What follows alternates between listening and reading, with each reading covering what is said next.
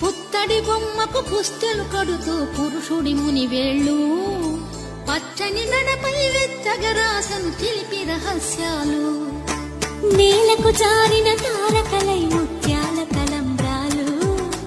ఇద్దరి తలపులు ముద్దగా తడిపిన తుంటరి జల